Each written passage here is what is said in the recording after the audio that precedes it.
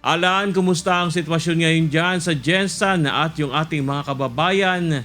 Ilarawan mo sa amin ano yung nasaksihan mo lalo na at yung mga inabot ng unang gabi matapos itong malakas na lindol dyan.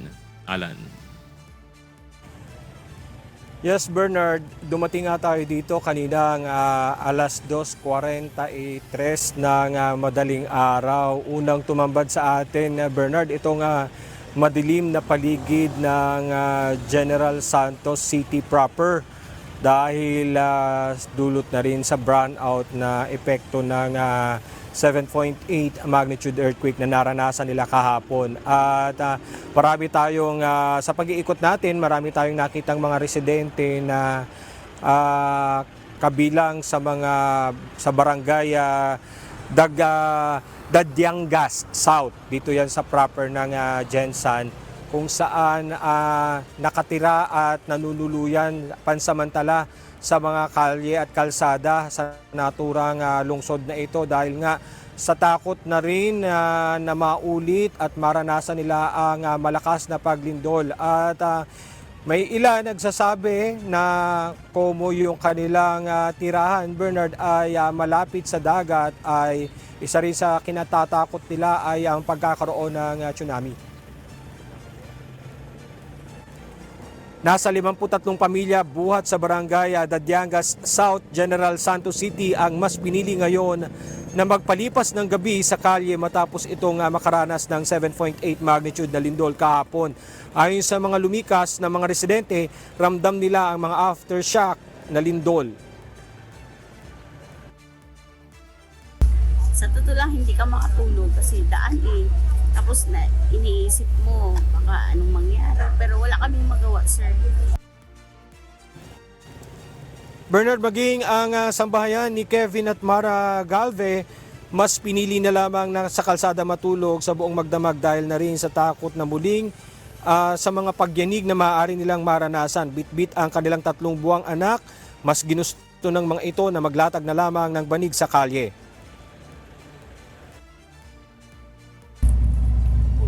Sir, baka yung lalaking tubig ko. Isang bahay, dagat na. Ang aming bahay doon. Bernard, sinabi rin ng mga residente na nakatanggap naman sila ng offer mula sa local government unit na kung saan pwede nilang pansamantalang tuluyan isa itong covered court dito sa naturang barangay. Dangan lamang ang paliwanag ng mga residente, Bernard, ayaw nilang umalis malapit sa kanilang tinitirhan dahil pag-iingat na rin na sila ay manakawan o kaya mapasok ng mga taong nagnanasang gumawa ng hindi kanais-nais sa lugar. Kaya mas pinili nila na dito na lamang sa kalye na pansamantalang magpalipas ng gabi para ma-oversee at makita nila at matanaw nila yung kanilang tinitirhan na maging safe din para sa mga magnanakaw. At may initial na rin na ipinaabot ang barangay local government unit ng Dadyangas ng pagkain at tubig para sa mga apektadong residente. At mamaya, Bernard, aalamin din natin at inaabangan din natin ang pagdating ni DPWH Secretary Vince Dizon para tingnan at magkaroon ng inspeksyon sa mga gumuhusali, gayon din ang mga pagkakaroon ng epekto sa mga infrastruktura dito sa naturang lugar. Bernard. Oo, ang hirap ng sitwasyon yun, Alan. Nung nakita natin sa pinakita mong video, ni wala man lang silang masisilungan. At tabing kalsada talaga at bato pa. Semento yung kanilang tinutuluyan. Buti na banggit mo meron silang pupuntahan sana ng court. Sana mabigyan sila ng iba pang tulong, Alan. Diyan ba ngayon ano ang sitwasyon? Mainit ba ang panahon? Maulan? Kasi lalo na pagkaganyang sa kalsada ka matutulog o tabing kalsada, mahirap pagka maulan o sobrang init ang panahon. Yun nga din, Bernard, ang ipinagsapapasalamat ng mga residente dahil maganda ang panahon dito sa Jensan. Kaya yung kanilang buong magdamag naging safe naman sa ulan. Kaya halos hindi nila naging problema ang pagsusungit ng panahon kung meron man.